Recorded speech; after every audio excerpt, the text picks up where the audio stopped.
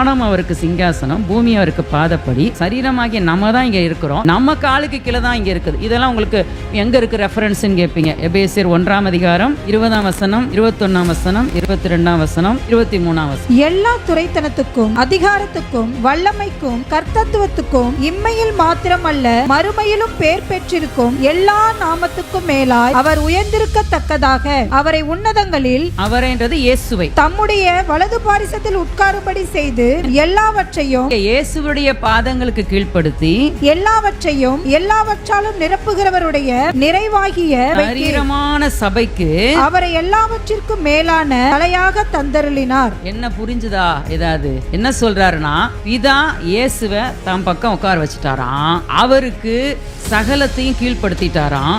எல்லா துரைத்தனம், அதிகாரம், வல்லமை, கர்த்தத்துவம் இம்மையில் மாத்திரமல்ல மறுமையிலும் பெயர் பெற்றிருக்கும் எல்லா நாமத்துக்கு மேலான எல்லாவற்றுக்கும் மேலே அவரை உயர்த்தி வைத்து விட்டார். அவருடைய சரீரமாகிய சபை நீங்களும் நானும் தான். அப்ப அவர் காலுக்கு கீழே இருக்குதுன்னா என்ன, எதுக்கு கீழே இருக்குன்னு அர்த்தம்? நம்ம காலுக்கு கீழே இருக்குன்னு தான் அர்த்தம்.